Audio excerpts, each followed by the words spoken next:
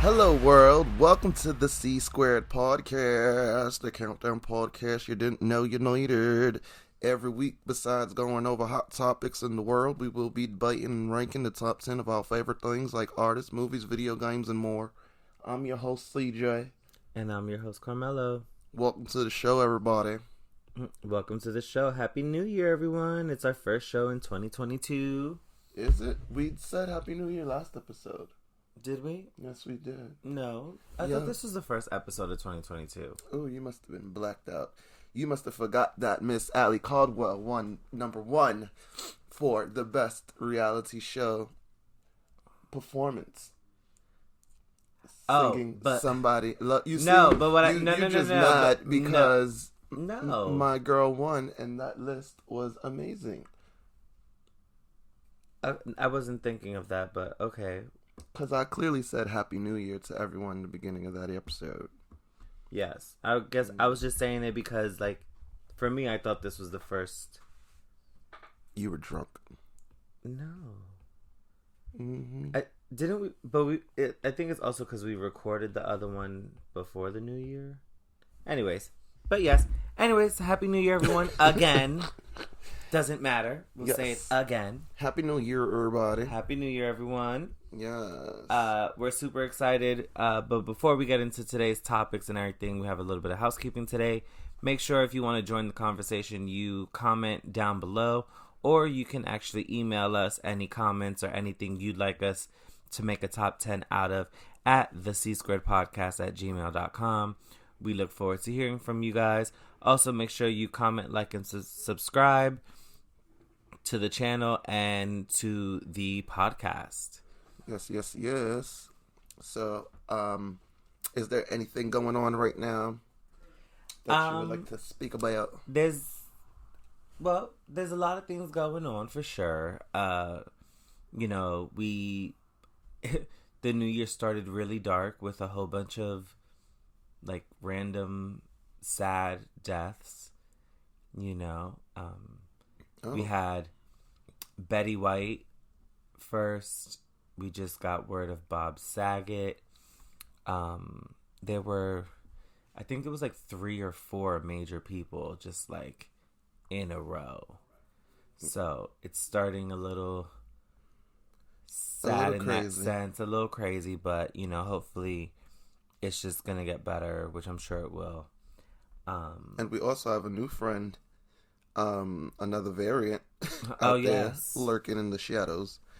Omarion is out here, and Omarion's cousins are coming. Megatron, the whole family's coming. Bumblebee and all them. All the Transformers. Yep, literally. Yeah, that's sad. But so, what about you? Do you have anything going on? What's new? I've been watching a lot of shows lately. Ooh. And there's this show on Netflix called Manifest.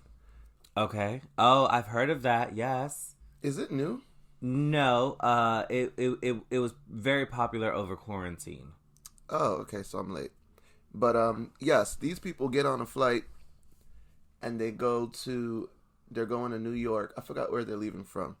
But literally they get there in 2 hours or a few hours, and it turns out they were away for 5 years. So what? They are in another they don't know what the hell's going on with them. The one of the main ladies, she's hearing voices in her head now, and she's a detective, but it's like telling her something. She goes by this gate where there's 2 dogs barking, and she hears herself telling herself, "Set them free. Set them free." Oh my goodness. And then she was bugging out, but her brother, who was on the flight with her, was like, "What's wrong with you? Like, what are you talking about? You're hearing voices." And then it turns out that he's hearing voices as well. Ooh. So when they go back to the spot where she set the dogs free, she ends up finding 2 kids hidden in like this room with the bed. These 2 little girls. Spoiler alerts, everyone. We totally forgot to say that in the beginning, and you just went into a whole tangent. But yes. Spoiler. Okay. So what happens after that? I stopped the episode. Oh. Mm-hmm. Oh, crap. I need to continue watching it, but this show's good. This show is the shit. It's really good. But Manifest, yes, that's on Netflix now. I've also been binge watching again Gotham. It puts me to sleep. Oh, no. Always. Ooh, I hear audio. Yeah, no. So Gotham, I've been watching a lot. Oh, there was what did we watch? I watched Alice in Borderland for the first time finally. Oh, how was that? That show is crazy. It's pretty much Squid Game mixed with like Hunger Games, mixed with Boogie Nights. It's, oh my goodness. it takes it there, and they're Japanese. It's not a Korean show; it's a Japanese show, but with real people. It's not animated, but yeah. They spoiler alert: everyone disappears, and everyone that's left in Japan, I guess, they have to play these different games in order to survive. So they give you a visa, and if you don't play a game within a certain amount of time that you have a visa, if your visa goes out, you die. Oh, wow. And you could die playing the games. The games are really deadly. Oh, so like you said, Squid Game. Yeah. There's this one game called Tag. They literally pick one of the people to be the person that has to get everyone, and they give them a gun to go shoot everybody. What? And you have to try and survive and find a room that opens with a bomb in it, because if you don't get the bomb in time, there's going to be a big explosion in the building, so no one knows what door has the bomb, but you have someone walking around with a gun shooting everyone just to kill them. Like Tag, you're it. Ooh, so that's not my kind of show. I love it. I'm sure you do. It's so good. Oh, I think you should watch it though. Well, no, it's really sad. It's really sad. But yes, anything you've been? Did we ask you if you was watching anything? Or nope. Not? Okay. What have you been watching? Well, my number one favorite show has just gone back on the air. RuPaul's Drag Race. The queens are back. Yes, the queens are back. Bring back my girls. Yes. But anyways, yes. So, season 14 just premiered on January 7th, and it's a split premiere. So we met 7 queens already. And we're gonna meet another 7 queens. Spoiler alert! I'm on the next episode. I'm the one that wins. I would say, like, what? I was so confused for a moment. But, yeah, so this week, we meet the other 7 queens, which I'm really excited about. The episode was so fun. It was really, really, really good. It felt like an old school Drag Race episode, which I love. I did not like the main challenge because I just felt like this is the wrong time for that. The talent show, right? Yeah, so the main challenge was a talent show, but spoilers. I don't think it was the right time for it because I don't think we know them enough to see that, and then I don't think we know them enough for it to call for a talent show. Like, I don't think a talent show is going to be the best thing that will represent you and showcase you in what it is that you do. I know it can, like, physically and, like, as a performer, but then some of these girls came out and did performances that I'm like, what the hell is going on here? Like, what do you think is, like, a good challenge for, like, episode 1, if you had to choose one? So for me, I love in the international seasons, well, first off, I love the photo shoots and I love a runway challenge. I love when they have to give different looks right away in the beginning. Those are my favorite. Also, design challenges are my absolute favorite. But I think my favorite, like, first episode was actually the episode with Lady Gaga, which was representing your home. My mother. It was like representing your hometown, and I don't remember if it was even a ball or something, but something like that. Like, it was something where you got to showcase a lot of looks and really showcase yourself, your hometown, where you're from and everything.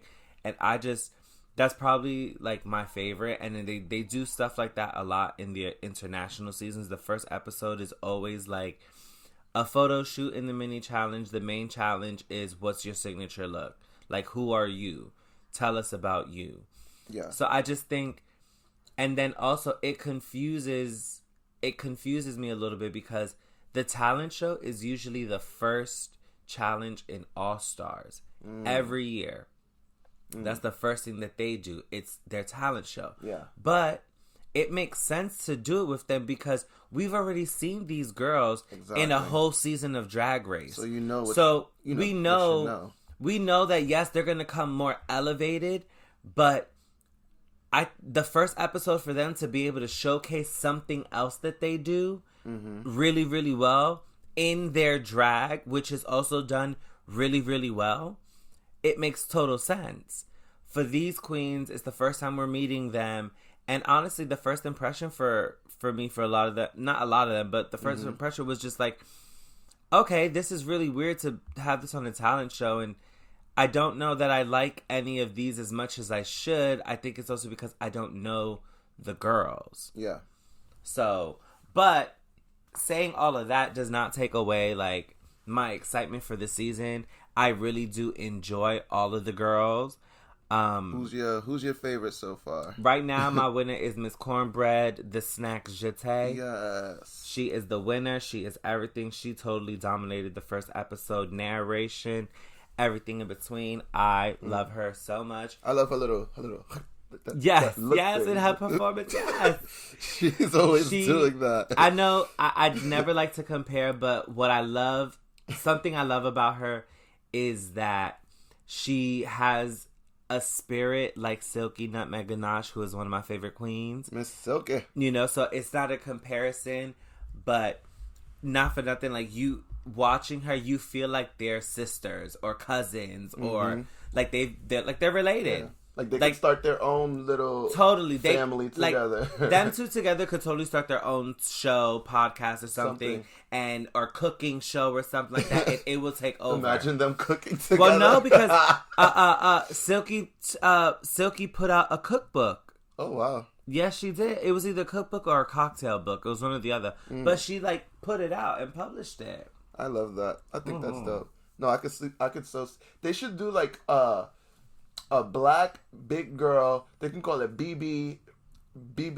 I don't know, Big Black Sisters or something. And you have Silky, you have Cornbread, you have what's her name? The one I love from, I forgot what season, but Latrice Royale. You know, like all the big girls, but the iconic. That'd be ones. great. I would love that. I think that'd be so great. Also because, like, you know, it's also being able to showcase all kinds of different humans and people, being a host, being the leader, you know, leading the conversation, you know, all those things. So, yeah. So the first episode was amazing. The person I went home, I agreed with. There was one queen who I think I'm the only person on the internet that does not get it, but that's okay because, you know, everything is not going to be for everyone to get, but that doesn't mean I'm not excited to see what else she might be able to bring. I'm just really, really, really, really, really confused by this choice of a first look, but everyone else seems to get it. You know, a friend of mine, he was like, oh my God, it's so Lizzie McGuire. And I'm like, no, girl. But I don't want Lizzie McGuire on walking through the workroom of RuPaul's Drag Race. It was probably like her first drag look ever as a boy years ago, and you just brought it back to be like, if it was something like that, I'm paying homage to my first drag ever. It totally looked like first time in drag. And if that wasn't the story, then I feel like there's no reason to look like that. CJ, everyone that because you know. One of my favorite reviewers, Maddie Rance. I love him so much. I watch all his videos. Hey, Maddie. I watch all his stuff all the time. Him, the panel, they loved it. They loved it. And I'm sitting here and I'm like, I wish I understood what everyone else is getting. Because, again, not that I'm not excited to see what they could possibly bring to the future. But what I saw right now, I'm just very underwhelmed. I'm like, you know? But, again, I'm excited for the rest of the season. Next week, we're going to meet 7 different girls. Well, this week, we're going to meet 7 different girls. And I'm excited. Oh my God, it's already Tuesday. It comes on Friday, right? Yes. I'm excited to meet the other 7 girls, but there's one girl in particular. I'm not going to get into it. We'll get into it when the episode airs. No, let's get into it. No. Let's wait. Let's get into it. Wait, I'm looking at a thing right now of like all the queens. You think they have all... Like, do we know who they are already? Mm-hmm. Actually, yes. Hold on. 1, 2, 3, 4, 5, 6, 7. Yep. They're all down already. Okay, cool. Oof.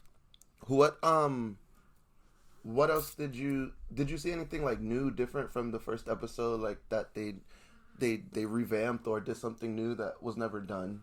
You know, because I love to see how she keeps RuPaul, how she keeps the show, you know, innovative and new. Well, the thing right now, but they haven't brought it up, is there's something about a candy bar, because this season was inspired by Candyland, Willy Wonka. You know, it's very that. So there's some kind of a game going on, but unlike All Stars, where the whole season they were telling us there's a game within a game, and then Silky came in and demolished the entire season. We know that there's some kind of something like that has to do with candy, because it was said in the promo for the show, but we don't know anything about that yet. For the first time in a very long time, even though I don't think it's gonna hold, but for the first time in a very long time, we were meant to believe that someone was sent home on the first episode. Wait, no one went home? Didn't someone go home in this last episode? No, that's what I'm saying. Someone did go home in this first episode, but that was normal. The first time in 4 or 5 seasons. Yeah, like 4 or 5 seasons where someone didn't go home on the first episode. Oh, wow. You know, but I don't think they really went home, because since they're doing a split season premiere, I think they're going to send them home, but then bring them back on episode 3 to go, so that way we have the full 14 competing at the same time, instead of 7 and 7, and then when we meet it becomes 2 groups of 6. They're gonna have all 14 come back and compete from the beginning. What I think is gonna happen is they're gonna, so they sent this one home now. Next week's episode, they're gonna have the bottom person. They're gonna do I think they're gonna do like the bottom, and then if they do a lip sync for their life for one of the two bottoms to stay, the one that would be epic. You know what I mean? No, like the 2 ones that got sent home. Yes. And they have to battle. Yep. Kind of like what Silky did. What she got sent home and she had to battle Jiggly. She beat Jiggly, and then she beat everybody else except Eureka. That whole thing. So yes. I think... Listen, Silky is legendary. Something like... Silky is iconic for that. Carmelo always and forever. Oh, she knows. Me and Miss Silky have had conversations on Clubhouse. You know, we are part of the groups. We love it. I love my Clubhouse family. Yes. You know, like, no. The Drag Race house. I love my peoples, for sure. Yes. And Miss Silky, for sure, is a part of that. Always. We we love a Miss Silky Nutmeg Ganache, okay? I need to look that book up that she produced. Oh, the cookbook? Let's look. I'm going to check it out right now. Yes. So for you, we're kind of getting into Drag Race, which is really actually good because it's segue to our top 10. In celebration of Drag Race, it's my favorite show of all time. Well, it's my number 1 favorite TV show, and CJ used to watch it a lot with me and stuff. But then used to before all the nothing, before all the shenanigans and the 75 different countries and everything, Jesus. And it just became a lot to deal with. They and got stuff. RuPaul's Drag Race Mars, and here's with. Like, there's just so many. There's just too much. But I do love the show. I love the creation of it. We're creators, so we love all that, being innovative and stuff. But I definitely do love that the show's still going. And he's won what? The most Emmys. The most Emmys. That is insane. Still taking it away. Okay, so yeah, our top 10 for today. we will be doing our top 10 favorite drag queens from RuPaul's Drag Race. Yes. Start your motherfucking engines. Mm-hmm.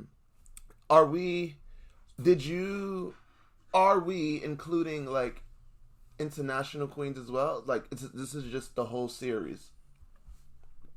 No, I think we should. I think maybe if we want to later, we could do something. Or actually, yeah, let's just say like all of our favorite queens of all times. Period. Doesn't matter this. I mean, it doesn't matter because none of it my doesn't matter favorite ones are from overseas. It doesn't matter the. No, but then that affects my list. But I'm actually excited to do that because there is one person that I do need to add to my list, and I'm so excited now. Oh, okay. So yeah, let's just add them all because down. There's a lot of queens. Okay. Yes. So our top 10. So what we usually do is we will tell you our list of different contenders in whatever list we have created, okay, for every top 10 that we do. And then me and Carmelo will put a top 10 together with our combined list. So he will say his number 10, I'll say my number 10, then we debate and choose which one gets the top spot, okay? I usually end up winning all the time, so just know when you hear my number 10 to 1. No, you did not just lie to these American people. I have international friends too. Oh, well, I know you didn't just lie to these amazing people. To the world, I know. That you always win. Listen, if you don't know, now you know. Okay? You know lies. Mm-hmm. So I'm going to name all the queens that I have down, right, first, and then you'll say yours, and then we'll do the top 10. So okay. I'm going to start off on my list. In no order, I have Miss Rebecca Glasscock. I have Tatiana. I have Nicole Page Brooks. I have Phoenix. I have Milan. I have LaShawn Beyond. I have... This sounds like a list that you just Googled. I have Vivian Penae. This is a list that you have Googled. I have Miss You Fame. Are literally naming... There is no way on earth that Vivian Penae... There is no way on earth... Vivian? There is no way that Vivian Penae is on your top 10. She's not in your top 50. That is top so queen. Rude. Do you know what she is legendary. No, she's not. Let me finish my list. I also have James Mansfield. I have the Vixen. Mm-hmm. And my last one, Ariel Versace. From season 11. Versace? Oh, yeah. Every episode it happens. They say, what is Versace? Isn't that Versace? Some people say Versace. I don't know what Versace is. I don't know. I think it is a brand. No, you know what? Let me not even. We're not doing this. So, yes, say your list. Vivian Penae. I can't believe you said Vivian Penae. I'm so mad you don't see it. So, my top queens are Miss Carmen Farala from Drag Race España. Oh, you taking it there already? Yes, I'm going straight there.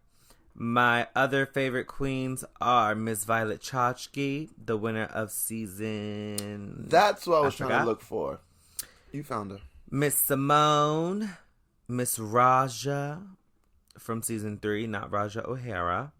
Mm-hmm. Alyssa Edwards, Miss Willem, Latrice, Miss Vanjie, Miss Silky, Miss Shangela, Miss Tatiana, Miss Jada Essence Hall, and my last queen that I have written down is actually Miss Bianca Del Rio. Yes. Okay. Mm-hmm. So as you know, ooh. One more queen. Okay. I'm trying to debate who. Just say it. Vivian Penae. I know. No. Vivian Penae does not do drag in the bar. Really? No. Oh. She's not a drag queen. But from what I understand it. She made Anyways. It. Yeah, okay. But, Miss Vivi. No. I'm gonna also add into my tops list, Bob the Drag Queen. Okay. Because although sometimes I'm like iffy. I'm only iffy like when Miss it comes Effie. to the. I'm iffy like Miss Effie. I just be iffy with the looks that I see when you watch him and Monet exchange together.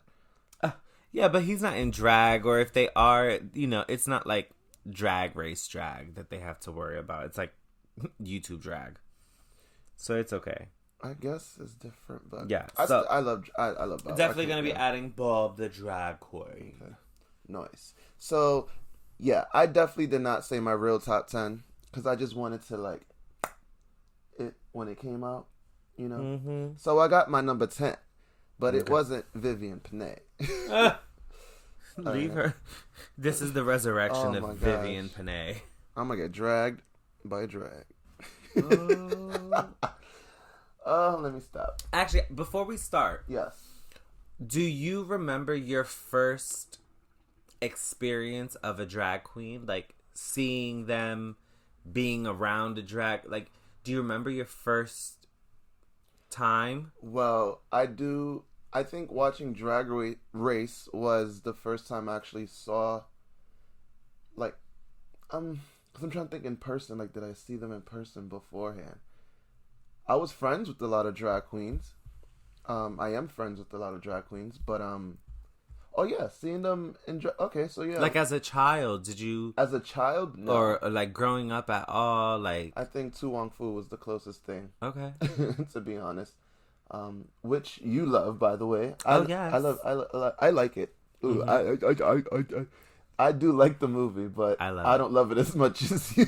I mean, because it is quintessential 90s gay child movie. It's like, I don't know a person who is around our age, who is a part of our community, that does not know that movie. I get mad when people don't know who John Leguizamo is. Well, that's different, but they know Tu Wong Fu. They'll know Tu Wong Fu, so that's that. But that's cool. So, like, for me, I've been around drag queens probably as long as I could remember. My first memory specifically is my mother used to host really big parties in our apartment. And she was a house promoter. She used to host drag shows in our living room. And she used to set up chairs from my father's job. My father used to work at the church across the street. And my father was a really good worker. So they pretty much would allow my mother. Your dad worked at the church and your mom had drag queens at the house? Yes. Okay. But no. My dad worked at the church as a janitor. It's not that he was religious or anything. Like, he was just sitting there. He was the janitor. He cleaned everything at the church. It was the church and a daycare specifically. Oh. So what would happen is when my mother would be having her parties or her shows, her functions. Yeah, her shows, like. They would literally go to the church across the street, get all of the folding chairs, bring them up. Now, we lived on the last floor, 6 floors. We lived on the 6th floor of a no elevator building. Those are the worst. So, everyone on the block, because they knew my mother was throwing this party, my mother was very popular. The kids and, like, my brother's friends would come and help. And you would just see everyone coming up and down with folding chairs. Lots and lots of folding chairs. And my mother would literally have full-blown drag shows. And the house would be completely packed. My brother or someone is in the kitchen, or my uncle's in the kitchen fixing drinks for everybody. My mother is in the room with the queens, getting them dressed, getting them ready, letting them whatever they need. She was the original RuPaul. Like, I have, it's just, it's so crazy because when I really think about it, like, my earliest memory of me seeing a drag queen, I was 4 years old. Oh my God. Yeah, not me. I was 4 years old, and I remember who they are, what they wore. They performed the Ana Gabriel song. It was an all black feathered outfit with a little mini hat that was in black. She had a black bob, like a black bob, but a bowl, not like just a bob like that, but a bowl cut. And just like this like black fascinator on her head. And just going in. And then one of my uncles was a drag queen as well. So he would come in and perform his songs and everything. And then my first experience of a drag pageant, I was 7 years old. My uncle had gotten my brother and my cousin Angel to pretty much be a part of the performance for the contestant that they were working with, which happened to be a really close family friend. Okay. And so my brothers and them didn't dance or anything, but what they did was lift her. So there was moments in the performance, like she walked in for her entrance, they carried her on their shoulders, and she was just up there, you know, very much like a queen being carried by her slaves, very much that, like, not slaves, that sounds terrible, but you know, like her servants, let me say servants. So it was very much, you know, like she was the queen being carried by her servants, and they walked into the ballroom and everyone went crazy. I was 7 years old. So like drag, that's why, like, when Drag Race happened, I didn't even know Drag Race was a thing. I was introduced to it by a former friend. And she was the one who told me, like, oh my God, you haven't heard of this show, like RuPaul's Drag Race? Like, you would love it, da-da-da. So I got into RuPaul's Drag Race in the middle of season 1. When it was blurry. It was blurry. She was blurry. But, why are you so blurry? No, but, okay, so that just went into a whole tangent rant and everything. But that's I just wanted to know that, like, you know, just to kind of give like an idea to the audience as well. Like, for myself, for you, like, we've been around this for a long time. Like, we know a lot of these not these queens, but we know a lot of people that this is what they do, what they've done, things like that, you know. I don't know if you remember, but years ago when I used to I used to go dance. I remember. But, so glad we don't have it's not a visual podcast, because then I would tell you to put the picture up. When I tell you, I was working at this club in Elizabeth, New Jersey. I had to, for their New Year's party, dress in drag and come out of the box at 12 and spray money with the money gun. And, no, there was no money gun. I had to throw the money with my hand. I actually used the money gun when I worked with a drag queen from RuPaul's Drag Race. Can't say what it is, but I actually did that. You're going to have to cut that out. What do you mean? Don't say that. Okay, I won't say nothing else. No one knows what I'm talking about. We did a performance. And it was a queen from Drag Race. And we used the money gun. But anyway, I was a drag queen coming out of a box. What was it? Alaska box? Something box. Wasn't there a queen called something box? Pandora box. Yeah. But I came out of a real box. And I looked like my mom and my sister put in one with my nose and just fugly. I would not do drag again. Then I used all the clothes we had here. It's also you did your makeup. They did your makeup like a regular girl. Who did my makeup? Carla. Oh my God! Yes, it wasn't. Yeah, so it was. They did your makeup like you were a regular girl, so it looked absolutely insane. It just looked ashy on you. You just looked really, really ashy. Oh my God! No, yeah. Doing drag is not easy. No. Even though I say it, I can do drag. I can do a performance and dance and that's why we love our queens. But yeah, that's the queens do it. Ooh, and shout out to. I want to give a shout out to a queen that I met recently that actually helped me with some work. Nice. Miss Kimmy Summoney. Miss Kimmy. Okay, work. She's from the New Jersey area, New Jersey, New York, and she is out here doing her thing, performing. And What did you do for her? She booked me to go dance at a club. Yes. But she looked out for me because normally when they book go-go's, they have like 5 to 10 guys, out there doing their thing. But I was the only dancer. I was the only one, and she supported me week after week. And I appreciate it. And to this day, she still hits me up. So, yes, Miss Kimmy Summoney, thank you for that. But yes, let's get into this list. Let's get into our top 10. Mm-hmm. Okay, so number 10. This is Carmelo's number 10. My number 10. My number 10 is going to be Miss Willem. Willem, the one. Willem is Willem. My number 10 because I love her so much. I love Willem too. My boat's the best. My boat is pretty. I want some breasts. Y'all about ugly. Y'all about gonna sink. Oh, she was getting jiggly together. It was so good. Oh my god, I love Willem so much. And then when they came out with the girl group with Detox and the other queen, I love the songs. Chick-fil-A is my jam. Silicone is my jam. And I actually love Race Chasers, which is Willem and Alaska's podcast. I'm such a fan. I love it so much. Willem's always spilling tea and causing controversy online with what she says, and I love it so much. So yeah, my number 10 is going to be Willem. Nice. Okay, my number 10, and you could fight me with this one, is Miss Vivacious.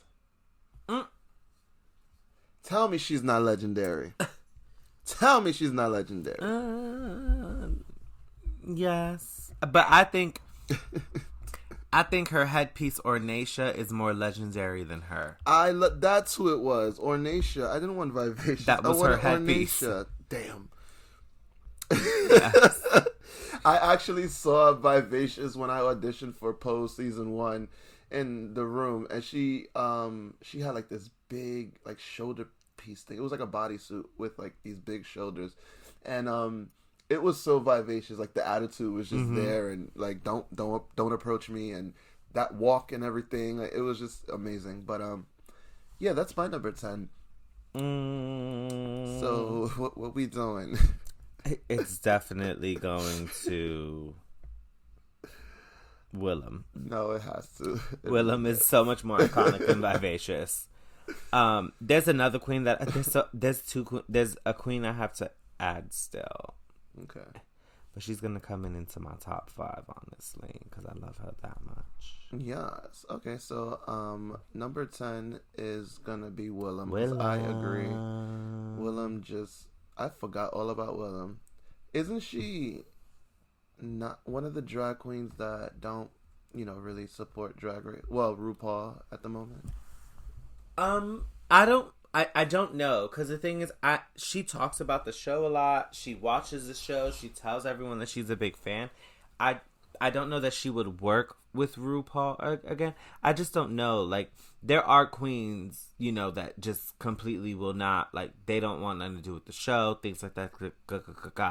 But I don't know if Willem is truly and fully one of those people. I think she's just on a place where, like, that was a show that did something for me a long time ago that helped me build the platform, but she's always been a hustler. So she's been able to take what she was able to do on the show and expand on it so much. Like, she says it all the time. The girls will come to her for clothes for the show. Wow. I love that. If you look, Willem has a YouTube channel. If you look, she will show you around her closet and around her, like, drag closet. And she literally has, like, a sign-out sheet of, this queen has this item. This queen has this item. Like, wow. She has it organized to the tea. It's so good. I love Willem so much. Yeah, that's dope. I definitely think Willem is talented. Mm-hmm. And funny as fuck. She's just insane. And naturally, like, she's just naturally funny. It's not trying so hard to be funny. I love that. Okay. Yeah. So, Willem, you get number 10. Mm-hmm. I don't know why when we were speaking of Willem, I thought of, I saw a thing on YouTube that said drag queens that quit drag. And the first person they have on there is, who's the Snaggletooth? Fifi O'Hara, who actually now goes as Jeremy. Also, she... Oh, yes. They, I'm going to say they, just to be safe. Yes. But Jeremy no longer does drag. They are...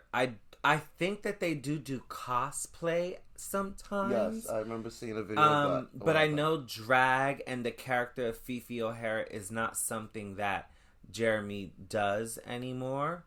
That's crazy.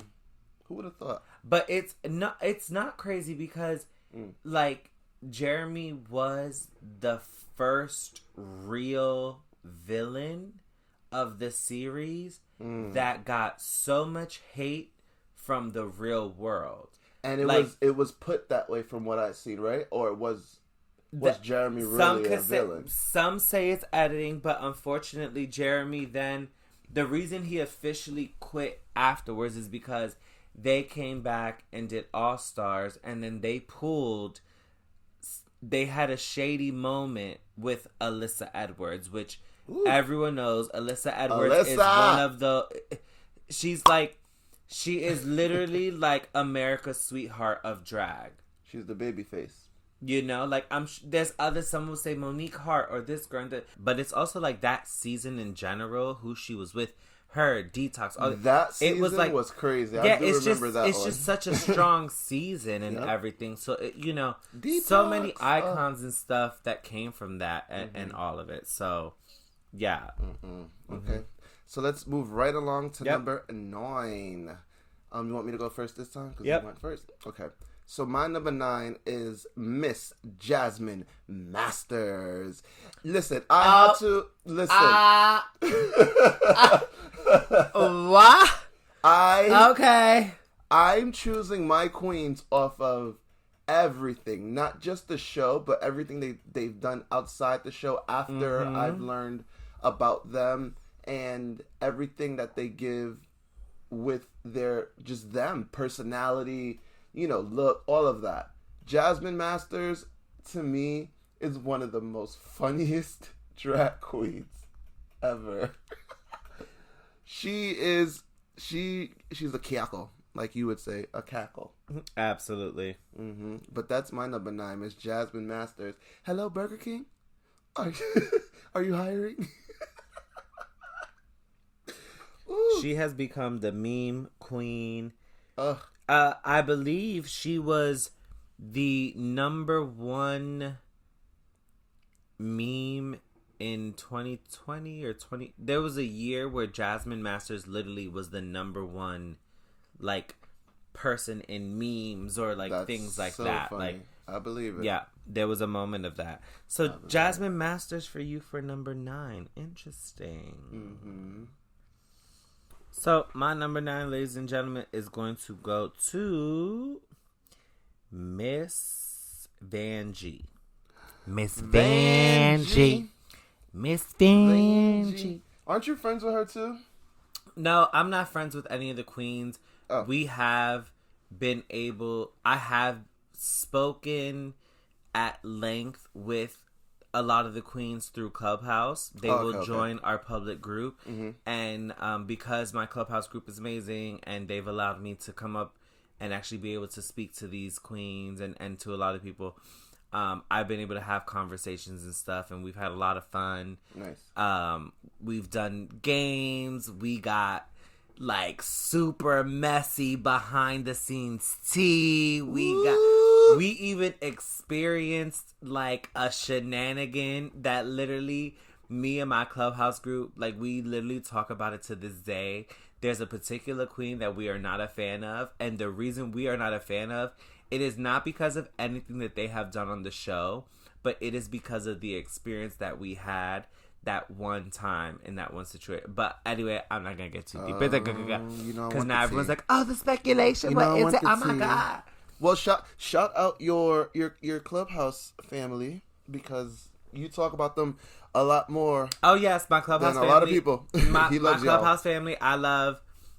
There's so many, but like the ones that come to my head, Miss Ange, absolutely number one.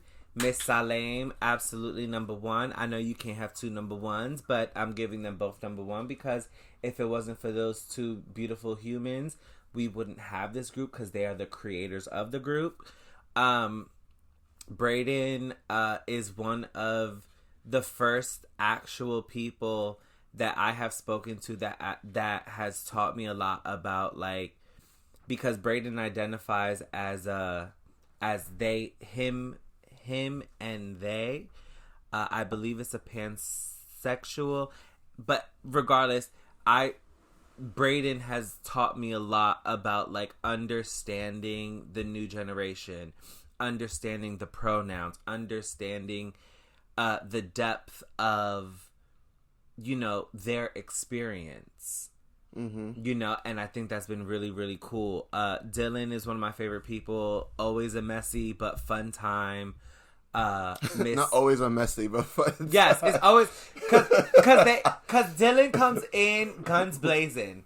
Like, excuse me, we will be sitting there having the most normal conversation, and he will come in like, "Who's ready for demon time?" Or he'll say some like crazy salacious, like they like not in a way like to ruin the group, but we just know, like, oh, here's Dylan, like, we know here they come, it's like, open, you know, like, here, you know.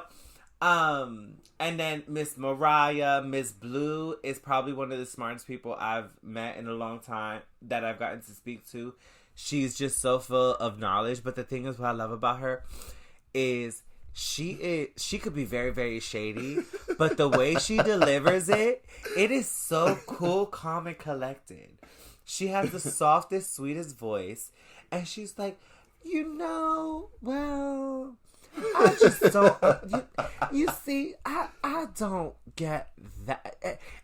Anytime Miss Blue talks, everyone stops talking, because we know Miss Blue's coming in with knowledge. She's coming in with... I love those. She's coming in with shade and tea and everything in between. It's just that I think that was the one thing, like, during the pandemic, being on Clubhouse, it really helped all of us as a group, because we were able to find people where there were days where we were literally on talking about Drag Race and everything else for hours. Like, wow. 3, 4, 5 in the morning. We're just all sitting there. Miss Tamara. Okay, so Miss Tamara lives in London. She would fall asleep in the group. There was one time, because the time difference in London is totally different. So we get on. By the time we get on at like 9, 10 o'clock, it's like almost 1, 2 o'clock over there. So they're ready for bed by the time. See, there was one time she fell asleep, woke up with us still talking. Still on. When that happened, we died. We couldn't believe it. This is too much. This app is taking over our lives. It's too much. They were absolutely... Clubhouse was... Not Clubhouse, but the people that I've been able to meet. Because even though we met on Clubhouse, I've been able to meet some of these people in real life. And they're even more amazing in real life. And I cannot wait to meet... Of Clubhouse. Yeah. I cannot wait to meet the rest of them. Mm-hmm. I really cannot wait to meet the rest of them. My wife, Miss Adia, like, I love her so much. Like... It's so many people and everything, and I can't believe I just did like a whole 30-minute rant on all these people that no one really knows. But like, it's even like when we got back on for Drag Race season 14, and I'm like, y'all, it's our 1 year anniversary. Like, it starts again. It's our 1 year anniversary. I can't believe like, And we it's been a year since then? Because yes, I remember those nights. We would... Yes. Guys, you have no idea. Everyone, people, we were living on Clubhouse. The same way he said, your friend... What's her name? Blue? The UK one? Oh, Miss Tamara. Tamara. How she would fall asleep. Same here. People would fall asleep on the chats. We would wake up.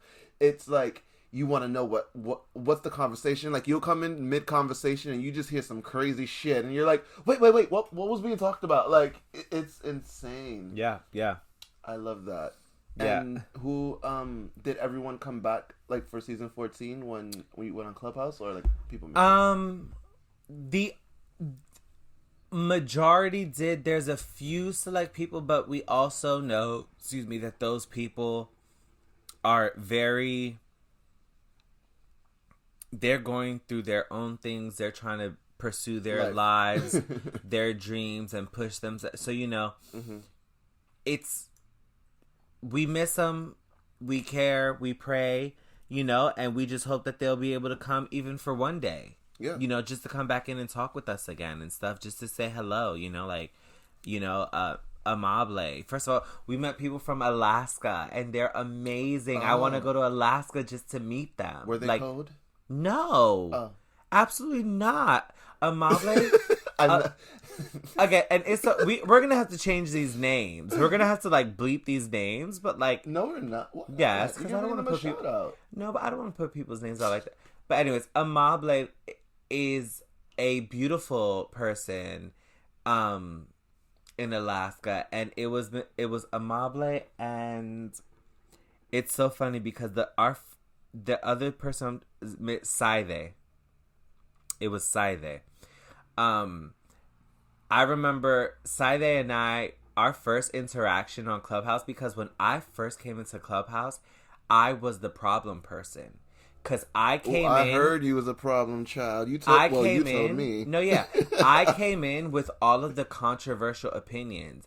Everyone that everyone else was loving and living, I was hating. And you know me. My shade could get very sharp, very deep. My references get very crazy. A shadow, Mitch. It's you throwing shadows now, not even shade. Okay. I'm no, bitch. I'm throwing blackouts. Oof.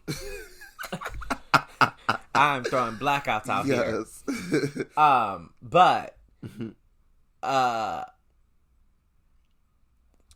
I was that person that would come in with the really no, and then you know me, I'm very opinionated and I'm strong in my opinion. So you're a Gemini. So I had said something once to Saide, and I said something without thinking about it, and they responded back to me. And it's like, oh, that can't happen because of such and such and such.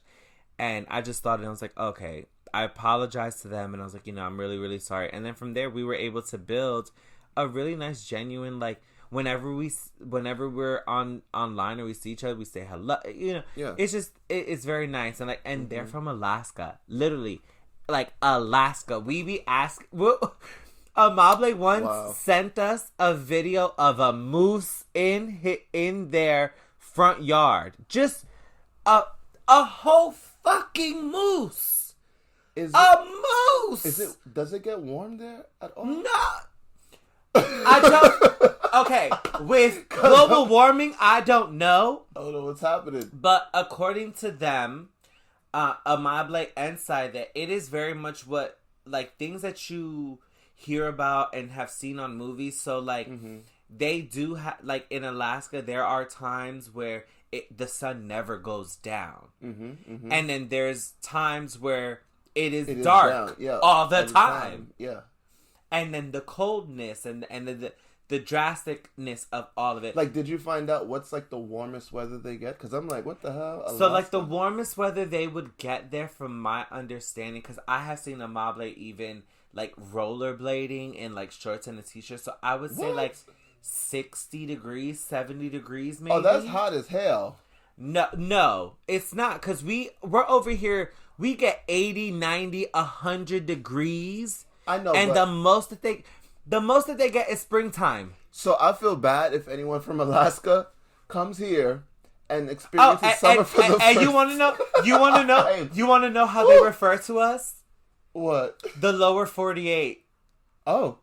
Because Alaska's like in the certain part of the world. So like they refer to us as the lower 48, and I love it so much. I love it so much. That's a TV show. We have spoken about meeting in LA, in Alaska, and on the East Coast. Just so we'll be able to meet up with different people that we've been able to connect with throughout the time. All those weather changes, y'all gonna be sick by the time y'all finish that trip. First of all, you got the flu? I got it too. Oh my God, girl. Yes, I got the flu. CJ, we just did 30 minutes of Clubhouse. And what number are we on? Oh, it's okay. We're on number 9. Jesus. Okay. So, we are... Okay, so what number we at? Listen... Clubhouse has changed our lives because the same experiences you had. Listen, I had the same. I traveled to LA to meet new friends, and it was amazing. And you also traveled to meet these people though as well, right? I went to New York. You went to LA. Oh yeah, I took a plane. He took the bus. But what was your experience when, you met everyone in person for the first time? I want to know more. Listen, this is all because of Drag Race. So this is not off the topic of our top 10. So don't you anyone dare try and read us for shit. Okay? This is all because of Miss RuPaul herself. And that's why people came together and started doing extra things that they love. But what did you do with your Clubhouse group when you met them? Oh, we went out to support one of our Clubhouse members and friends, Miss Peaches Iman, who is a local drag queen in New York City. Work. So we went to their brunch performance, and we also got to experience them and another young drag queen who was absolutely amazing in performances. We had so much fun. The food was great. The drinks were great. Yeah, it was awesome. It was so fun. So fun. Yes, come on. That's amazing. I love that. Okay, so if you listen through the whole thing, okay, my number 9 that I picked, back to the top 10, right. My number 9 was Miss Jasmine Masters. And what was yours? Don't come. Listen, Jasmine Masters. Yes, Jasmine Masters. My number 9 was Miss Vanjie. Oh yeah, Vanjie Mateo, right? She gets number 9. I'm sorry, she definitely. Listen, Vanjie. Yes, Vanjie. I agree. That's what I gotta say. Vanjie. I agree. But no hate to Jasmine because she is amazing and I love her as well. Yep. I actually loved Jasmine after the show more. On the show, I wasn't a fan of the looks. I wasn't a fan of her. Like attitude-wise, person-wise? On the show, no. Okay. I think the personality of Jasmine, she works for what she's doing now. Like with everything. Like you said, she was a meme queen at a point. Like these different things. I definitely do think Jasmine is that. And sometimes maybe it's too much for TV because TV definitely, they want to take it there, but then it's like, if they take it there with you, you're going to be known as that person, So yes. All right. So let's go to number 8. You're up first. Alrighty. So my number 8 is going to be Miss Jada Essence Hall, the winner of season 12, I believe. Yes, because 13 was Simone. I thought you didn't like Jada. What? No, I love Jada Essence Hall. I need to Google her real quick. I love Jada. I never had a thing against Miss Jada. I've always loved her. Yeah. My number 8 queen is going to go to Miss Jada Essence Hall. I think she's fabulous. I think she's beautiful. I think they're funny. Really?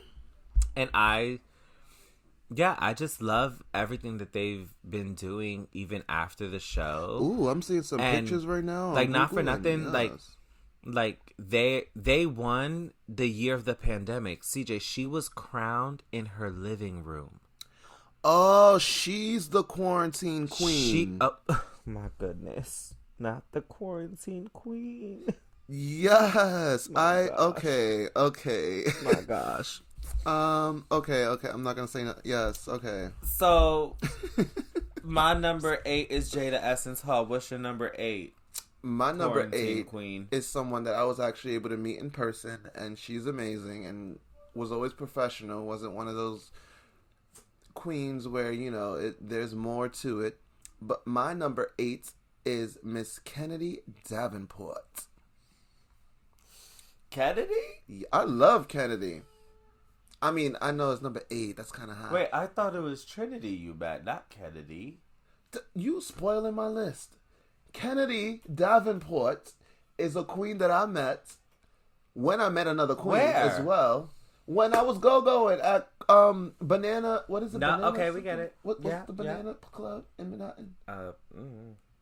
Copacabana, yes. That's where I met Miss Kennedy Davenport in the bathroom while we were both changing. That's right. She was putting on that makeup, putting on them tights, all them, the good goods. The pads, all of that. And I was doing the same with no pads, but I was doing the same. And yes, and that wasn't the first time. That wasn't the only time I bumped into her. Because it was 2 times I worked and she was performing. And then afterwards, she added me on social media. And I would write her through Instagram and Facebook, I believe. And to this day, hey, how are you? Yes, you doing your thing, whatever. I definitely wrote her and said, listen, let me choreograph a number. I definitely want to do that. And she's like, oh, if I'm ever remember you telling me that. in that, in that neck of the woods, I'll whatever. But yeah, Kennedy Davenport is my number 8 against Miss Jada Essence Hall. I'm gonna fight for mine. I'm sorry. Kennedy versus Jada. Why would okay fight for, I think let me know. I'm about to say you didn't even say. I'm sorry. I agree with Kennedy with number 8 because Kennedy honestly is one of the best lip syncers and one of the best performers to ever be on RuPaul's Drag Race. She has been doing drag for a very long time. She has won the pageants. She has done the work. So, yeah, I think I'm going to go with Miss Trinity. Come on, Trinity. I mean, Kennedy. Ooh. Miss Kennedy Davenport. Okay, nice. Mm-hmm. I'm going with Kennedy for sure. Okay, nice. All right, number 7. My choice is Miss Trinity K. Bonnet, which is another queen that I met, and I actually met Trinity out of drag. I was go-go dancing with one of my close friends at the time, and he knew Trinity very well, so I was introduced. And Trinity, to me, the personality was so different in person that when you had said Trinity came back to the show, and was a different person, that was the Trinity I met. Oh. It wasn't the first time of us seeing Trinity. It was that confident, that outspoken, cool as hell, but like still, firm to what they say person. Mm-hmm. So when I met Trinity, I was like, oh, this is Trinity. Like, I didn't think that he would be that way, Mm-hmm. but yeah, like now Trinity, she is the last Trinity we saw. What season was that? That was All Stars. All-Stars. Yes, that's the Trinity I know. She is the one. She killed it as Beyonce. Oh, that is Beyonce's lost sister, twin sister. Don't tell that to Shangela. Oh, we could debate about that. No, I agree. We could debate about that. I agree, though. Trinity was on another level there. Yeah. But yeah. Okay, so you said that was your number 6? 7. 7. Mm-hmm. My number 7 is going to be Miss Latrice Royale. Oh, how you gonna do that? Mm-hmm. How you gonna do that? This reminds me of the Allie Caldwell versus the Louisa Johnson. No. Well, no, it's very different. So. Yeah, my number 7 is Miss Latrice. I love Miss Latrice. Always have. Latrice. I was excited when they came back for the All Stars. Latrice did come back for All Stars, right? Twice. Yep. Nope. She did All Stars 1 and All Stars 2 or 3. I'm sorry, and still didn't upgrade like Trinity did. Trinity K. Bonnet is my vote for 7. I ain't fighting for Latrice right now. What do you mean Latrice didn't upgrade? Did you see? You didn't see. Latrice upgraded like tenfold. Latrice to me was a winner of the show. Was when we were first introduced. Well, to I her. mean, she won Miss Congeniality, yes, but she didn't win the show. Yeah, I love Latrice though. Even I sound a little shady towards Latrice. I love you, Latrice, but I don't know. There's no way that Trinity K. Bonnet is going over Latrice. Maybe she could take someone else's spot, but she's not going over Latrice. I don't know. I can't. This last season of just the last time Trinity was on it, I don't know. I don't see Latrice topping Trinity. I do, because the thing is, Trinity to me is so like pulled up. What she can do, pageant drag. She can do what is it, like anime and what's cosplay stuff. She can do so many different things. Well, she's shown, not she can do. She's shown so many different like looks of drag that I feel Latrice has not to me. And then they always get on Latrice with the Medea heels. Yeah, but that hasn't happened in a long time. That's not even a thing that exists anymore. So I wouldn't even bring that back up. But that's what I remember. Yeah. Yeah, but I mean, I get what you, in a sense, I get what you say, but for me, the reason I'm saying Latrice is over Trinity because, like, Latrice's mark in Drag Race and everything, because we're talking about the queens of Drag Race specifically. Yeah. It's not like looks only. Exactly. Yeah. You know, like, talk about the queens specifically. Latrice has left a much bigger mark on Drag Race than Trinity has. Not saying that Trinity hasn't left a mark, because she has. Her Beyonce has already taken her above and beyond. She is absolutely, well, she was a lip sync assassin. I think she still would be considered a lip sync assassin. The only thing that sucks is that she ended up losing all of her lip syncs in All Stars. So she was a lip sync assassin in her original season, and then she didn't win lip syncs in All Stars. So I guess I need to see it again. Yeah, because that's a good point. Yeah. And then if I'm wrong, maybe she did win a lip sync or 2, but I know it wasn't like, because there was I think she even said it on the show, something like some kind of joke referencing like, you know, I was a lip sync assassin, and then like I come here and I can't win a lip sync, you know. And then when it comes to those things, to the lip sync assassin battles, when they were doing that, I feel like, ooh, we gotta do a top 10 lip sync assassin. Ooh, that's hot. You remember, like, sometimes we would watch and it will be like the song choices for certain people. Like, always. We're so always. It was just left or right. You know, like Canada had an amazing playlist. Oh, the overseas, yes. Okay, Canada had an amazing playlist for the lip sync songs.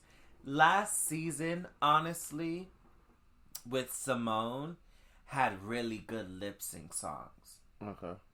Like, Britney was the finale. Ooh. They did Dua Lipa. Like, yes. They did, like, last season's playlist I thought was a really good playlist. Which in season? Lip sync songs. Which 13? No, I think it was an outside country that that you said like they got the rights to like everything. It was really good. Was it Canada? It was one of them. I'm trying to think. But yes. But when it comes to the lip sync, sometimes with certain people, I'm like, you know, and then Latrice has one of the most iconic lip syncs of all time. When she was with Little Ritz. Kenya Michaels. No, with Little Kenya Michaels. And she did. Oh no, she didn't go against Dita Ritz. What am I talking about? I forgot what it was, but she was pregnant, and she did not move a muscle. She did not move nothing. It was a ballad. She stood in her spot, did not move, and lip synced that entire song to a point where. You felt like she was the artist.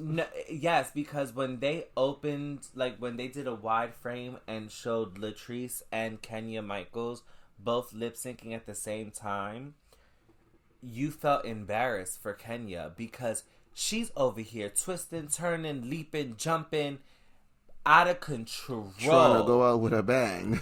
Out of control. And Latrice is literally like a statue, a beautiful statue. Standing there just lip syncing and giving you emotion and feelings and all of those things. And yeah, so for me, number 7 is Latrice. Yeah, I gave it to Latrice. I definitely did.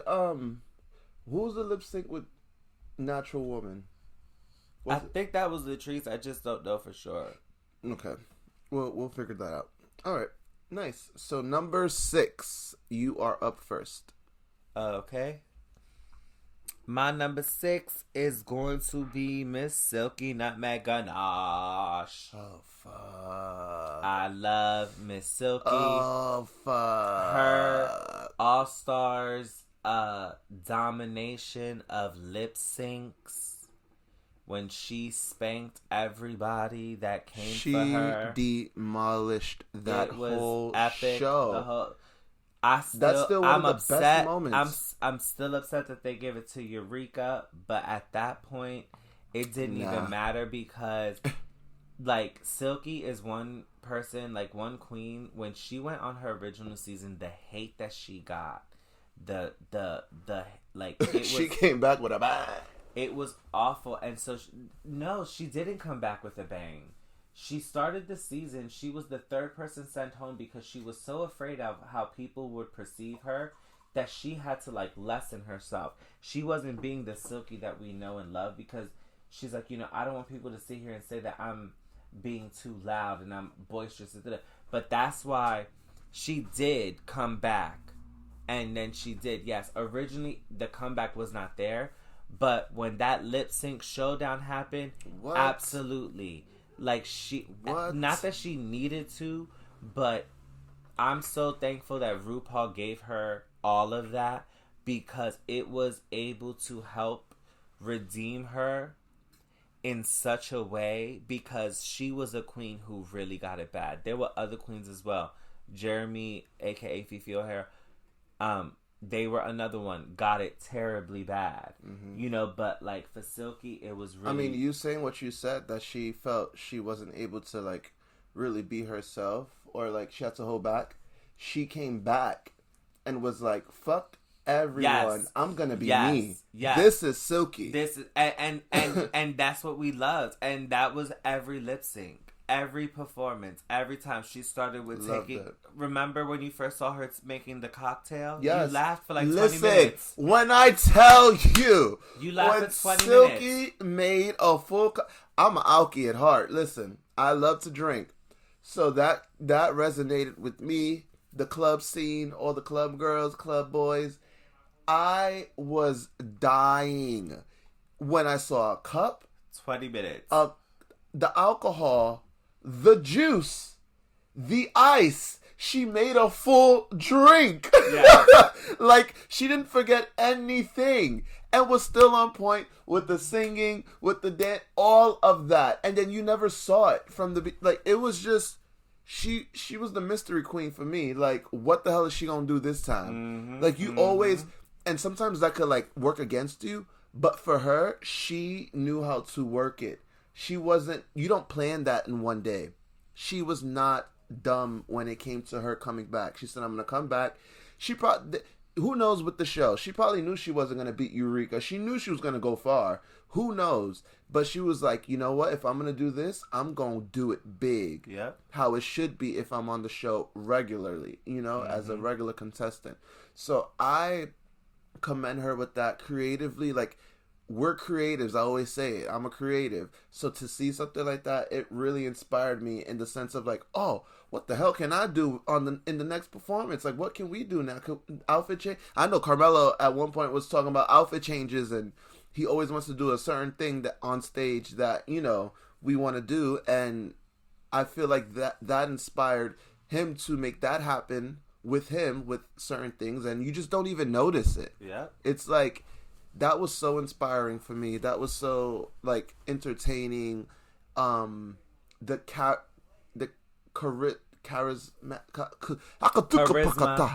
of it was all of that. And Silky. What number you said? 6, right? Mm-hmm. I'm not even gonna say mine. I'm just gonna put Silky. Who was your number 6? Vivian Penae?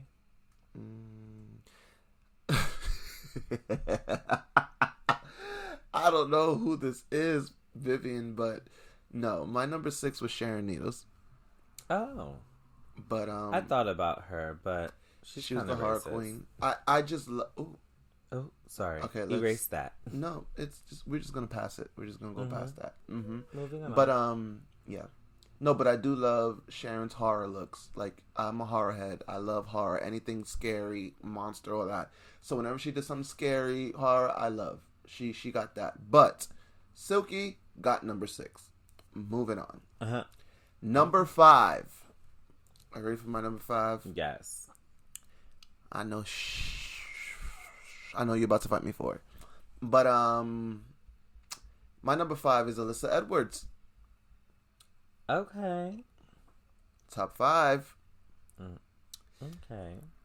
I don't know if that's a good okay or bad okay, but it's an okay. So my number 5 is gonna be Miss Shea Coulee.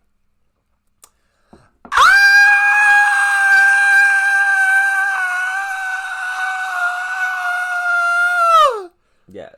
That's who I forgot to add in my list. That's who I forgot as well. That was the person I was saying, oh, there's someone I forgot I need to add. And the thing is, I know she's so good with everything she does, but I couldn't fucking remember the name. I love her. At all. I love her so much. Ooh. So much. This is hard for me to think of. Alyssa Edwards versus Shea Coulee. No, because I think Shea gets it.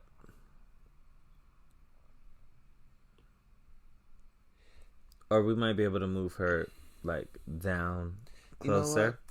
I'm gonna put Shea Coulee at 5. I could see it. Mm-hmm. This is our opinion, y'all. If you have an opinion, please let it be down in the comments. Let us know what it is. Email us at the c2podcast@gmail.com if you have anything else. I can't even talk. If you have anything else you want to say to us. But right. Yes. I agree. Shea Coulee could be number 5. I see that. That's exactly who I was looking for before, and she's amazing. Love Shea. Yep. That's all I gotta say. We're down to number 4 now. It's your turn. Yes. Okay. So my number 4 is going to Miss Shangela.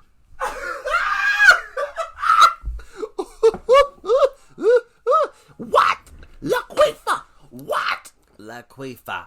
What? Yes. Honestly, I think Shangela is probably like the most successful of the Drag Race girls, just because she has been able to like cross markets and reach heights that only RuPaul himself has gotten to reach. So like RuPaul was a guest on Jimmy Kimmel and all those things. Shangela is the first ever person to first ever drag queen to be a guest on Jimmy Kimmel or on any TV show, late night TV show. Like, Andy Cohen would use them for his little talk show thingy or whatever, but they would be like in the back as bartenders. You know, like they were never guests of the show. Yes, I agree. So Shangela, she's my number 4. I just love her so much.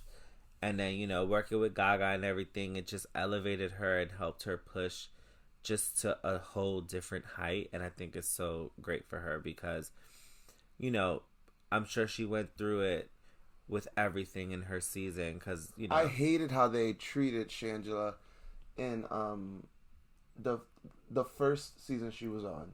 Like, I feel like they made it seem like... No, the second one, because the first one she was only on for one day, for one episode. Oh, okay, so the second one. Mm-hmm. Is that when they were, like, trying to say, like, she was immature? Like, yeah. All these... Okay. Yeah. Yeah, I see the growth. That's what I love from Shangela. Mm-hmm. You see the growth as time went on. My number 4 is actually Shangela as well. Yeah. And, I love Shangela. Like, and I love the whole thing that she made a thing of whenever you see a box show up, it's like Shangela's gonna pop out of it. You know, like, you know, she's the returning like, queen. If you see a big box anywhere on Drag Race, you think Shangela's gonna be in it. If they were to bring her back in, like, the next All Stars, do you think she has it or something? Like, if no, do you think they ever bring her back? I don't know. I don't. If I was Shangela, doesn't need All Stars. She doesn't need to do another All Stars. It would be probably great or whatever, but I don't think she needs it. Like, she is already just on another level. Like, again, she is the first queen from the franchise to actually, not again, nowhere near RuPaul, but is doing things at a level where just the other girls have not been able to do, or Shangela has been able to penetrate areas. Ooh, that sounds crazy. But she's been, and Shangela has been able to get into areas and conversations where, unfortunately, the other queens just haven't. But also, then you can easily say that in vice versa, because then there's the queens that have been invited to the Met Gala and stuff.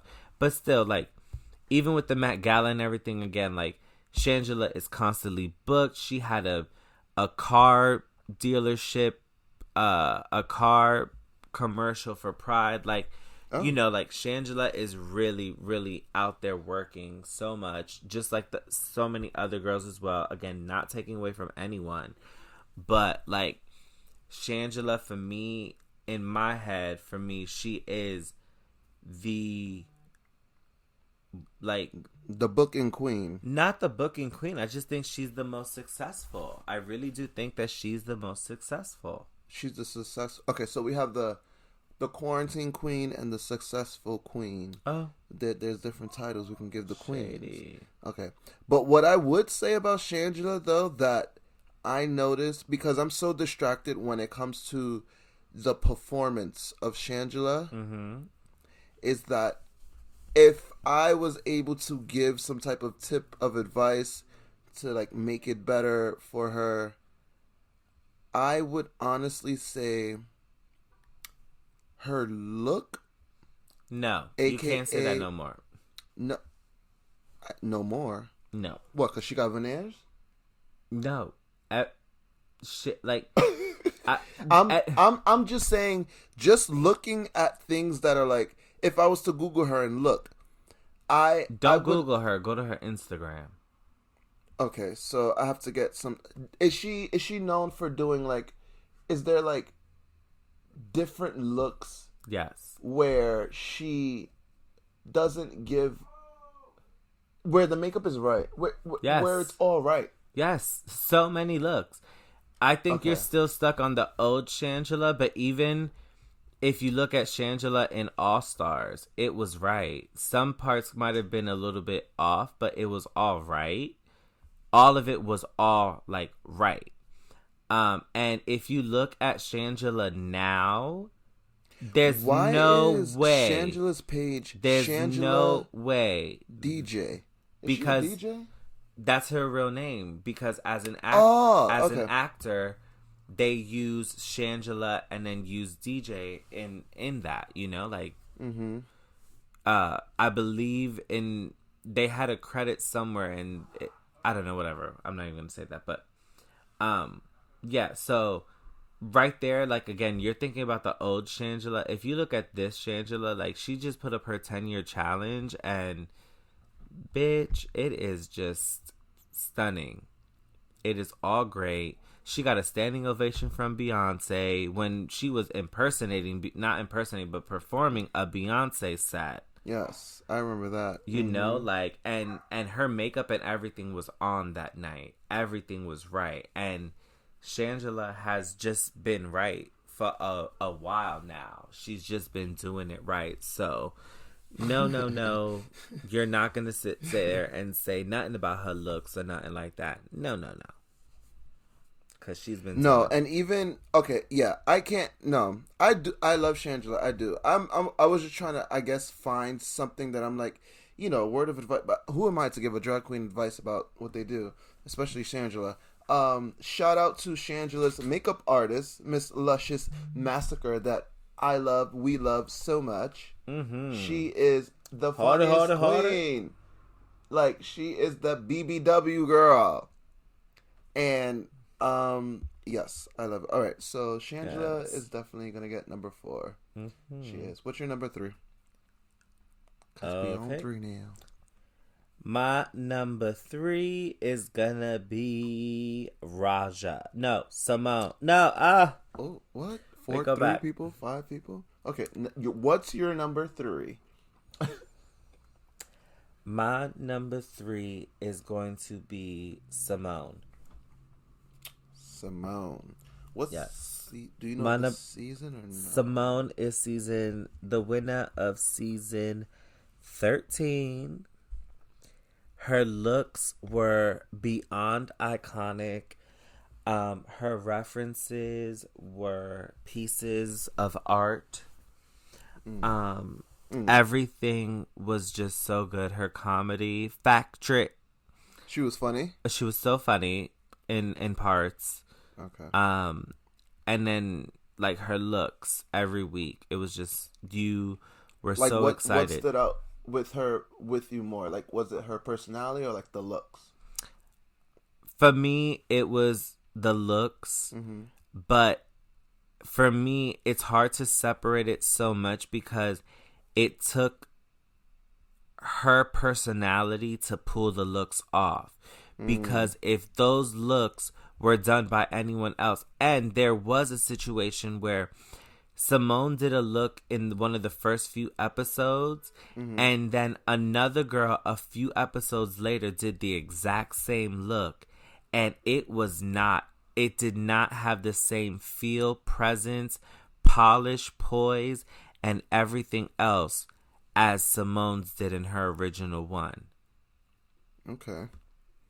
You know, so like Simone, from the beginning, her do-rag, one of the most iconic moments on Drag Race, period. Her white dress with the gunshots in the back. You know, not the gunshots. That sounds terrible. Boom. No, don't say that. No, but there was a.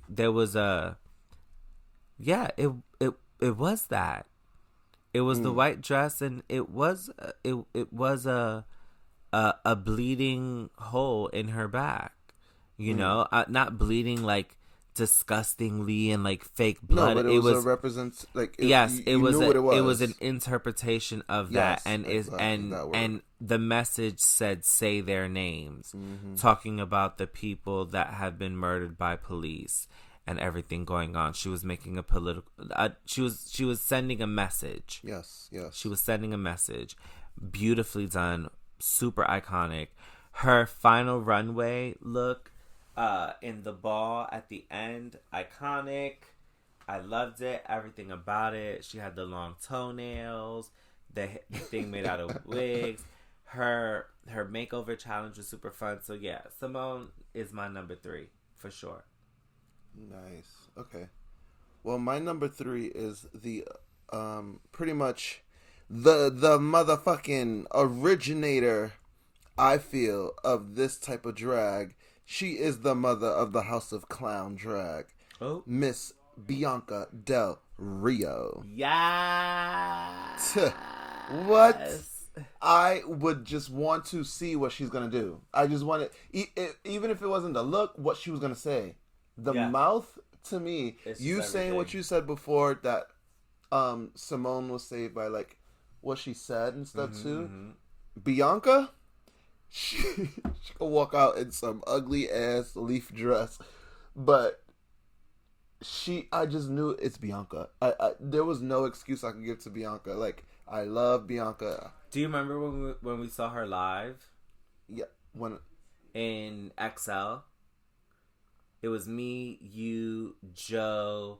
Yes, and I was scared. I was scared that she was gonna say something. Yes, yeah. And then Joe got mad because he got up in the middle of the show and she said something, like she called him out and like said something or whatever. Bianca will catch you in the show real quick. She will read you quickly. Anything you do, because we were like in the front table, so for us to get up in the middle of the show, it was like, she just. Do you remember when I performed for the artist I was dancing for at the time? Yes, I still have the video. All the drags were there. All the drag queens were there. She was backstage, and she was there. Latrice was there. Yeah. And I remember coming out before getting ready and stuff, and they were like in the main green room, and I stood in the back room where the dancers were, but I had to pass through there to get there, and she said something in the sense of like, oh yeah, well look, we got naked men here or something. Like, it was so fun, and I'm like, damn, it's on all the time. Like, I had to run away because I was embarrassed. Oh my goodness. But yes, Bianca Del Rio, she is my number 3. Mm-hmm. I'm going with Bianca. Yes. Yeah, I'm going with Bianca. I'm not gonna fight it. I love her so much. Always have. Yes. Okay. I'm going Bianca number 3. Bianca Del Rio is number 3. Okay, what's your number 2? My number 2 is gonna be Miss Raja. Ooh. The original fashion queen. Season 1 and 2, they came with looks. Raja came and gave you fashion. She was the first fashion queen of the franchise. She was on Top Model. She was a makeup artist there and things like that. So she just brought that element of fashion. And Raja's season is the reason that RuPaul started to do the finales the way that she did. She changed RuPaul's because ways? When Raja won, no, it's not that she changed RuPaul's ways. Is that RuPaul wanted to make sure that no one could find out who the winner was, because once Raja, like when Raja won, everybody knew before the season even started. Oh wow! Everyone knew she was the winner. Everyone knew. Exclusivity. So after that, what RuPaul did, which is exactly what Project Runway does, she filmed an ending, which not exactly what Project Runway does, but they do an iteration of this. So what RuPaul does is she films an ending with her crowning the top 3 people. So if it's me, you, and Jared, it's one take is going to be, okay, balloons, crowd going crazy, the crying, we need the emotions, we need all of that, is going to be me. Then we're going to stop, reset, fix makeup, do the whole thing again, your turn to win. Then then the next person's turn to win. Then the real winner will find out when the rest of America finds out at the finale. They'll put them in a room privately and separately. Yeah. And then so like what Project Runway does is so that way they don't know who the final winner is of Project Runway, is instead of just taking the top 3 designers to to Fashion Week, they would actually take 6 designers, but the only ones that would really be promoted or pushed or anything would be, or the focus would be on the actual the actual 3 contestants. The actual top 3. The other ones were there as a distraction so that the paparazzi couldn't say or tell who was going to win. The outside people. Yeah, okay. So it was just like a diversion and stuff. So, my number 2 is Raja, the original fashion queen. My number 2 is Bob, the drag queen. Ow. I would not put Bob as number 2. I would probably put him somewhere else. But I mean, that's cute. I don't think that Raja deserves a number 2. Just saying. But Bob the drag queen to me he's not the best. In my opinion, his drag is good. No, it's amazing. Mm-hmm. Oh yeah, because they had a good glow up. Oh my god, I keep saying shh. Bob's drag queen. Yes, should I say they? Like, I want to be right. Because I did just say yes, I do believe it's they. Okay, I don't want to be wrong. Yes. Listen, don't. Or just say Bob's drag. Exactly.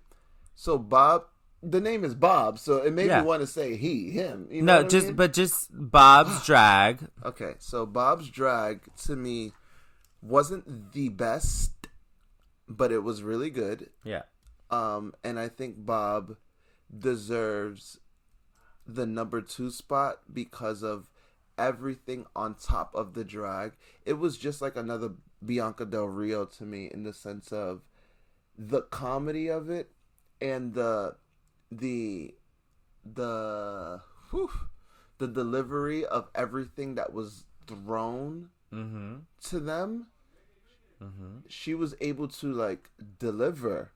That episode where they had to do like a whole like Empire reenactment. Yeah.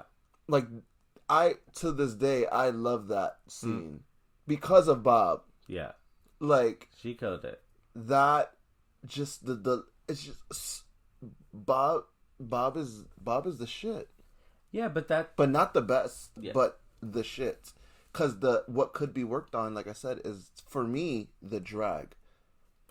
When it comes to the look of it gives but again, me I would say she's not a clown girl, but I would say again, like I think you're also thinking of the old one, because again, if you look at the pictures, you know, they have a team now, so their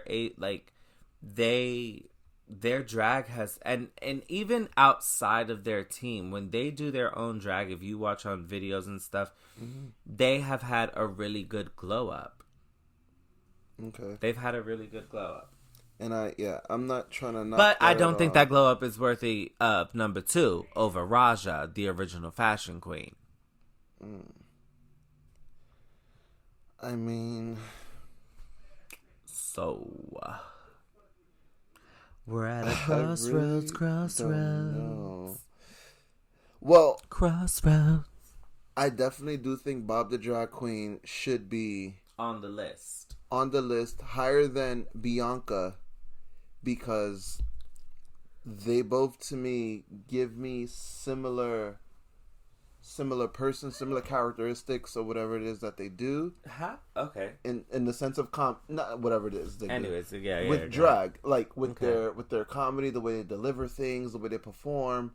But to me, Bob does a lot more that I've seen. That's up to see. Not saying that Bianca hasn't done anything, but that's up to see. I think for me, I'm fighting for Bob for number 2 because Raja is just on another level that I don't want this to sound wrong at all, but a lot of people can't do what Raja does. But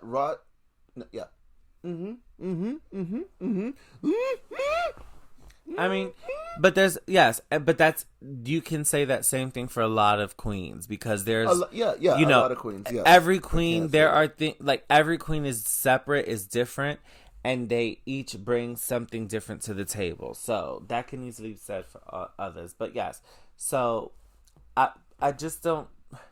I think too. Again, like Raja is. Wait, I'm sorry. I'm looking at Bob's info right now. Like I'm on her Instagram. Insta.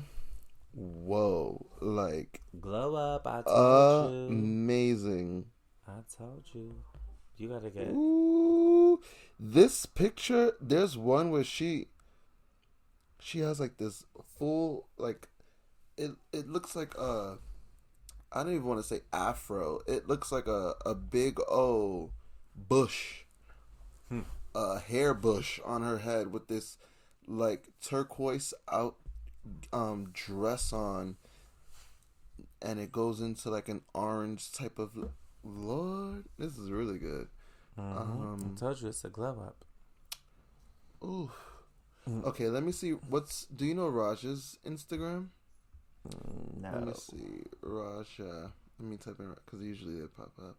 Okay, is this Sultan Raja? It's certified. Yes, Sultan Raja. Okay, so I found her. Oof. Oh, but Raja, she knows she's booking. She's booking. She. I feel like she did it so good that she's like, oh, I can just do whatever now. Yeah, I can look like this, and people know I'm Raja. But I can't give her number 2. I'm gonna fight you. All right, number 2. I just don't think. Like, I agree, do you feel Raja is the number 2 drag queen, or do you feel Bob is the number 2 drag queen? Like, who? I just really don't know who's topping them, and in a sense, I want to know what number 1 is for us, just so we can like debate it. No, we have to figure out 2 first. So, all right, I am going to. I still think Raja, because, again, she was so iconic on her season. To me, she was the best drag queen ever on the show. Okay, I don't know about that, but that's a bold. Ooh, so if that's a bold statement to say. Okay, that's a bold statement. But I met Raja in person, and she was really nice. Just to say, okay. So you know what? Yeah. Okay. Compared to Bob, Raja, if I'm just comparing the 2 and not thinking of the number, them 2 going against head to head, drag, that's it. Just looks like all of that. Yes, Raja will get number 2. Yes, Raja gets number 2 because she came with the looks. Raja definitely with the Marie Antoinette. And the Indian. Yes, the Indian. Ooh, the Cherokee came out with the feathers and all. I loved. Then she did the money ball. That's that. Well, I actually wasn't that big of a fan of her money look. There was someone else that did it, but that was the season of the Mean Girls. Manila did it. It was really all mean. Delta, Manila. It was the Heathers. The Heathers. The original Mean Girls. The Heathers. Yeah. It was so good. But it was amazing. Yeah. Okay. I mean, but her money look. No, I wasn't really. Okay. So number 1. Number 1. My number 1 all-time favorite queen is, drumroll, Miss Alyssa Edwards. Ooh. She is so funny. I love her so much. Everything she does, I should have known. Literally cried tears of laughter with Miss Alyssa Edwards. Like, not with her, but like watching her videos. Her Alyssa Secret, my favorite video of that is her when she talks about school, or when she talks about her sister. Oh my gosh, literally just the funniest ever, and I just be dying. Yes. Just be dying. I love everything that she does, and what I love so much too is that, like, she doesn't know how funny she is. She doesn't realize, like, I don't know if she does, but like she didn't know how like naturally funny she was. You know, so it's just so genuine, like her energy, and it really, like, I think I love her so much because I feel like that's how I am. So yeah, my number one is Alyssa Edwards. Listen, so as we're saying these queens, I'm going to their IG handles and looking at things. Alyssa, Lord Jesus, is doing her shit. These She looks, had makeup. She was on America's Got Talent. These looks. Mm-hmm. Oh my God. Thor. Shush. But yes, Alyssa Edwards, she is on another level.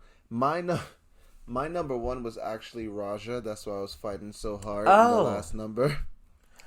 Oh, interesting. So, an Alyssa Edwards and Raja battle, just because of the looks we spoke about. Yeah. And how, to me, she was the first one to, like, take it there for me.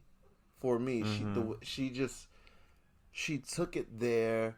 You know, I knew she worked with Tyra in the past. Like, but that's where it stays, I feel. No, she didn't come on to, I agree with you 100%. She didn't come on trying to, like, I'm from America's Next Top Model. I worked with Tyra Banks. I did this. She was like, no, I'm weird. I'm kooky. I'm a little crazy. Like, she was the first. I'm a rocker. I love this. And I love fashion. Like, let's do this. Like, she didn't do nothing crazy horror-wise. Something like that weird, like, remember Sharon her Needles, tribal look? But it gave me, she was like the first Sharon Needles to me. And in that sense of being different. No, she was the first fashion girl.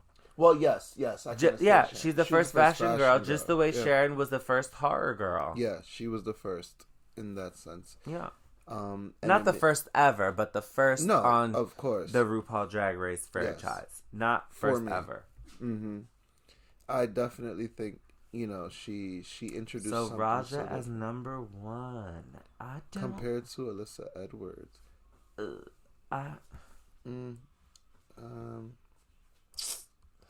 It's just Alyssa, to me, it's another Shangela story where I feel like she was robbed in the sense of she didn't win a season.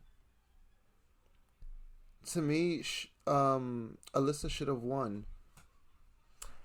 I honestly don't think she was ever really gonna win. Like any of the drag races she was. No, well, she had a really good chance. She had a really good chance in All Stars, I think. But is that when Shangela was with her too, or no? Like, was Shangela with her in All Stars? That one, I don't think so. She was with Fifi O'Hara. Oh, okay. Oh, and Coco, right? And there was like this whole like thing back together. But you know, there was like, oh, girl, that was so old. We love each other. We're good. You know, which is of course lovely to see. So. Oh, she has a palette of makeup? Right. Oh, yes. She did an Anastasia palette, like her own makeup, everything. Miss Alyssa is like one of the reasons RuPaul made the song "Losing is the New Winning." You made RuPaul make a song. She got number one. Okay. I'm sorry. Okay, so yeah, I agree. Alyssa Edwards is I love Raja, but she's on number 2. So yes. She's there. So yes, Alyssa Edwards gets number 1. Yeah. All right, so let Singular me say our sensation. Oh yeah. Every little chance you make. I thought you were singing that. I'm never gonna say that. All right, so let's say the top 10 one more time. So at number 10 we have Willem. Number 9 we have Miss Vanjie. Number 8 we have Kennedy Davenport. Number 7, don't shoot it. Number 7 is Latrice Royale. Number 6 we have Silky.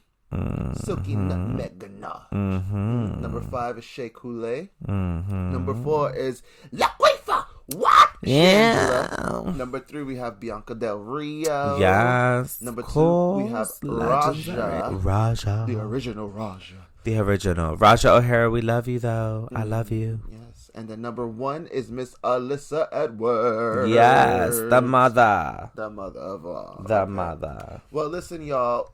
That was super fun. This show. And yes, it was super fun. I'm so happy we did this episode. Yes. With Drag Race. Please make sure you tune in to season 14.